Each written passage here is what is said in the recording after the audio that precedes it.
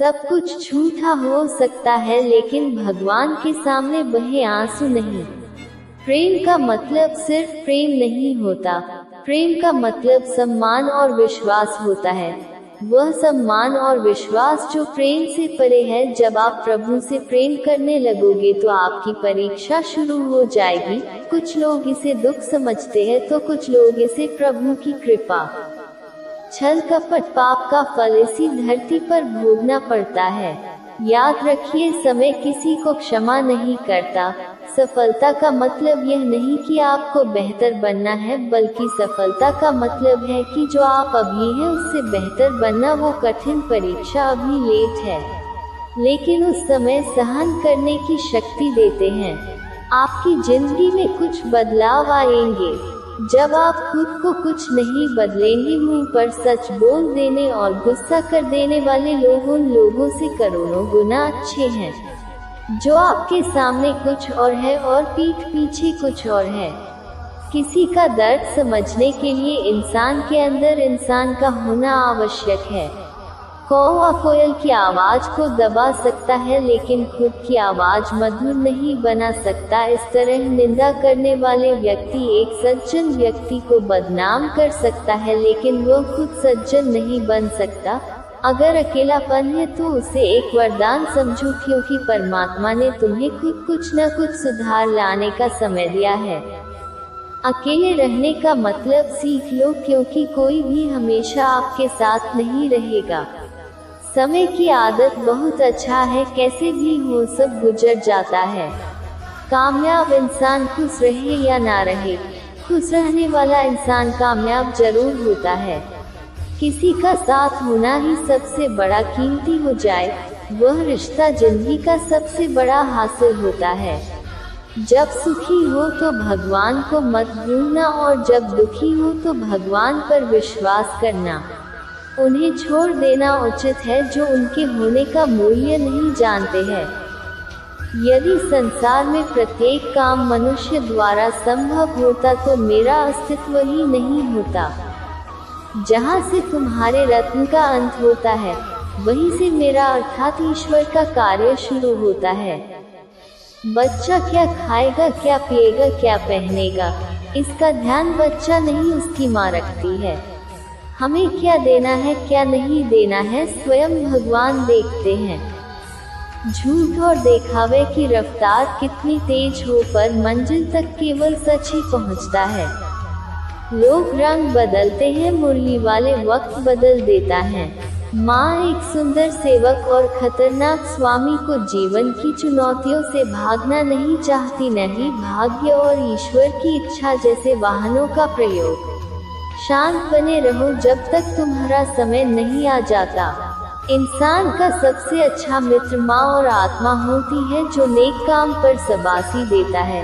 खाली हाथ आए हैं और खाली हाथ जाओगे।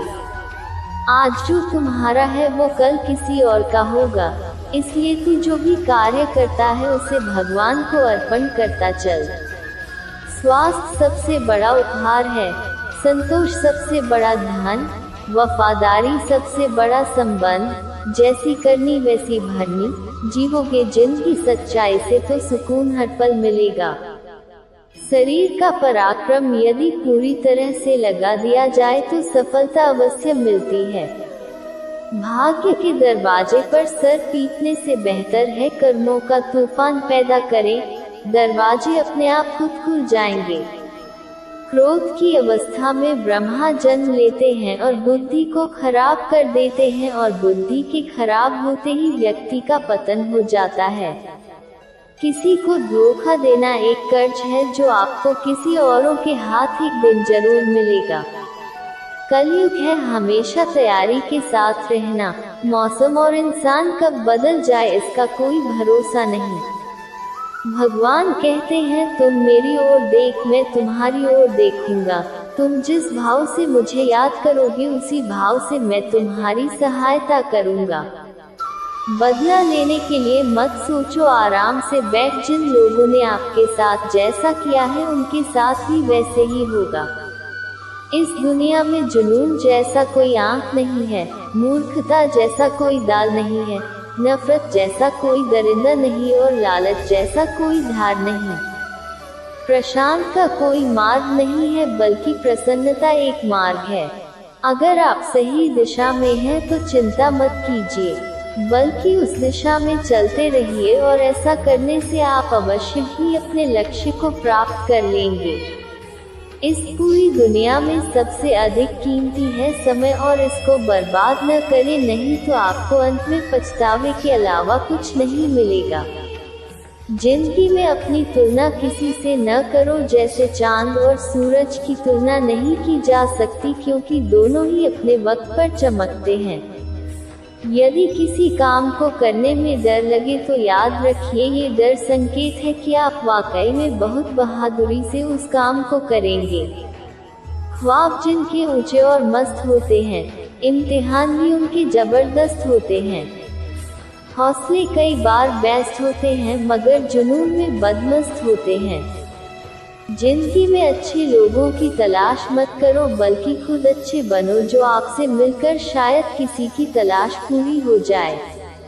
हाँ, जिंदगी की रेस में दौड़ो, यदि आप दौड़ नहीं सकते हैं तो चलो, चल नहीं सकते हैं तो रेंगते हुए चलो, लेकिन हमेशा आगे बढ़ते रहो। एक बार गुरु ने अपने शिष्य से पूछा, क्या आप जानते हैं कि हमारे अंदर एक बड़ा युद्ध निरंतर चल रहा है? तब सारे शिष्य चुप रहे। तब गुरुजी बोले, वास्तव में सबसे बड़ी लड़ाई हमारे अंदर दो भेड़िए की है। एक काला भेड़िया जो ईर्ष्या, द्वेष, कलह, अहंकार, ग्लानि, लालच, झूठ की भाषा बोलता है। दूसरा सफेद भेड़िया जो आनंद, प्रेम, दया और सद्भावना की भाषा बोलता है। इसी लड़ाई में हम पहले से मौजूद मन की शांति को भूलकर उसे कहने और ढूंढने की कोशिश करते हैं। गुरुजी ने कहा कि हम इस लड़ाई की ओर से नहीं बचा जा सकता, और ये लड़ाई मेरे अंदर भी चलती है और आपके अंदर भी चलती है। शिष्य ने गुरु की बात ध्यान से सुनी और फिर पूछा कि गुरुजी, इस लड़ाई में जीत किसकी होगी? गुरुजी ने कहा, वही भेड़िया जीतेगा जिस भेड़िया की बातों पर ध्यान केंद्रित करेंगे, वही भेड़िया ताकतवर हो जाएगा। इसलिए हमें क्रोध से पहले दया और अधर्म से पहले धर्म को मानना चाहिए। चरण से पहले सद्भावना को चुनना चाहिए। ऐसा करने से हमारा मन अपने आप आनंदित रहने लगता है। जैसे शरीर को आराम दिया जाए तो वह अपने आप ठीक होने लगता है, वैसे ही मन की शोर से आराम मिलता है, तब वो खुद ब खुद आराम मिल जाता है। दोस्तों, इस वीडियो में बस इतना ही, फिर मिलेंगे अगले एपिसोड में। अपना ख्याल रखना। धन्यवाद। जय श्री कृष्णा।